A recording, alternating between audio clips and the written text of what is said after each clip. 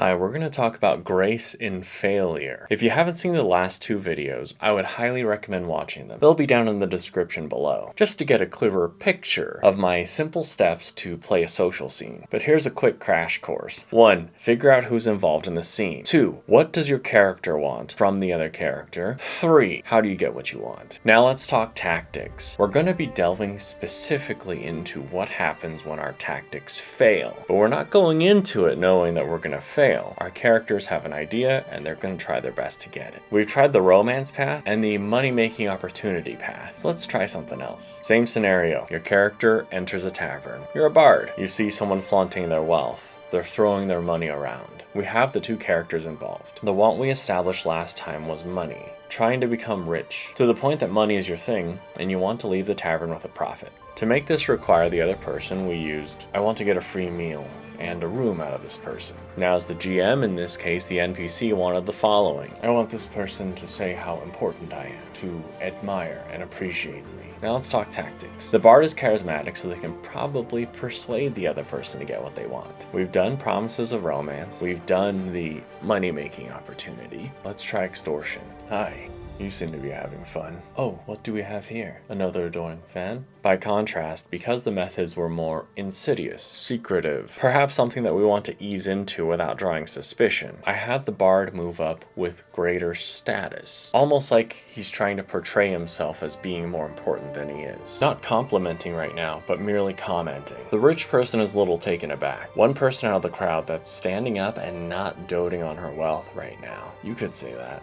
I've been learning about your exploits, your accomplishments, the great things I've been able to do. It's important to note that the bard hasn't given the rich person any of what she wants, until possibly insinuating that he's a fan. It's questionable. Exploits is a word that can be positive or negative depending on the circumstances. This is a great opportunity for us to talk about the push and pull of a conversation, especially when it comes to our wants. But you know what else is a great opportunity? Dropping a like, subscribing so you won't miss the next video. Leave a comment if you have any suggestions about the types of scenes you want to see played out and analyzed. So right now the bard is pulling back, leaving little scraps for the rich person to read into. The little bits of compliments could easily be explained as being misinterpretations, and that fact in this case gives the rich person room to push for what she wants. She wants the admiration, so she's reading into what the bard is saying in the positive sense, but she's also realizing what we have that could be false. So, to try to get what she wants, she's trying to verbally affirm it by trying to finish his sentence with blatantly positive things. Accomplishments. The great things that she's been able to do.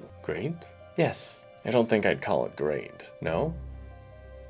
And why is that? So here's the thing. The pullback can be effective, but it depends on a lot of variables. I think of it like going to a car dealership and threatening to walk away. We're negotiating to get the best possible outcome, but we don't know how far we can go. And if we stretch beyond our capabilities with someone, they might become aggravated, hostile, no longer open to communications. In this case, it might have been determined by a role, something low, somewhere in the failure department. And you see this in the switch by the rich person. The negative energy being poured into the, and why is that? Assuming we feel the tone change, or see the outcome of the role, we might be tempted to leave. And we certainly can, especially if we're taking a lot of table time. That might be a good move. Besides, we can always make things worse, right? We don't want that, right?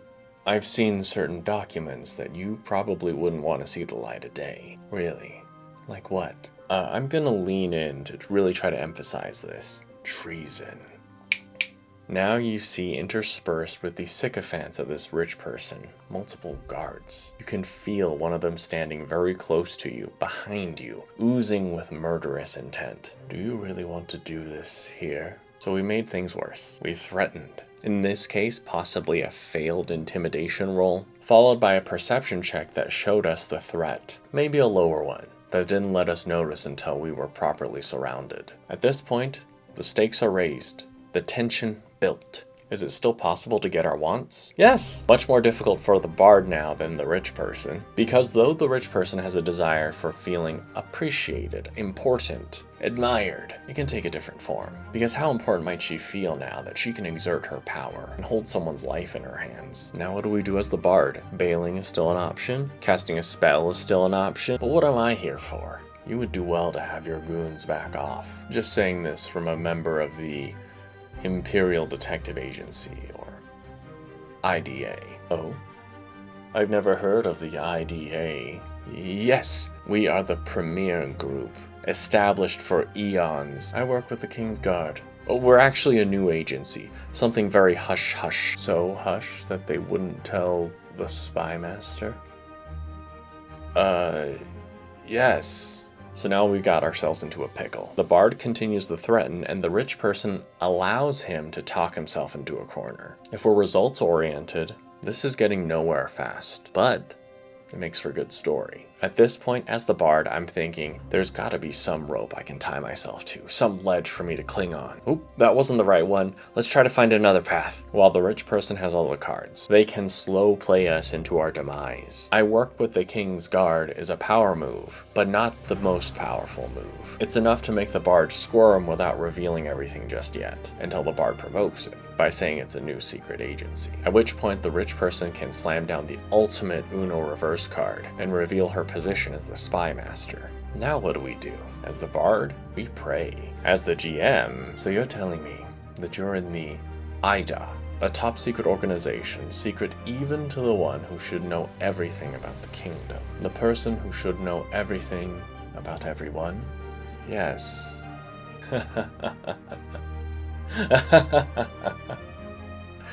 You're funny. I could have you executed. Here. Now. But you seem courageous. Foolish, but brave.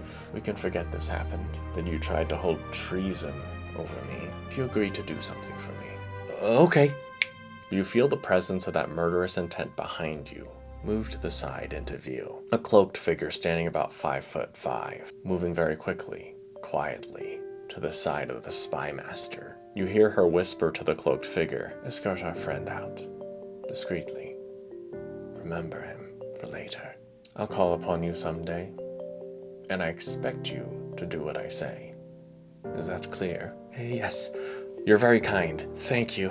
I bow deeply before I walk away. Fast. So in this case, a lot could happen. The spy master could have had the bard killed, here, or later. She could have the bard imprisoned. She could knock the bard unconscious and throw him out. I just opted to do what might have been the kindest thing in the moment, to spare him, with the caveat of a favor, which could be a plot element that looms overhead and appears at just the worst possible time. The bard, as he prayed for deliverance, kinda got what he wanted. Living in the moment, he escaped. He didn't get what he wanted at the top of the scene, but sometimes things are quickly put into perspective when your mortality is called into question, when you fail and are confronted by powers greater than what you expected. Now, if we're playing a game like let's be optimal at all times, that scene feels like a loss. And it is. If you left when you got that initial curtness, this probably wouldn't have happened. We wouldn't be in this situation, right? Owing a favor to someone so powerful. But story-wise, it's pretty fun. And I don't want to put words in your mouth,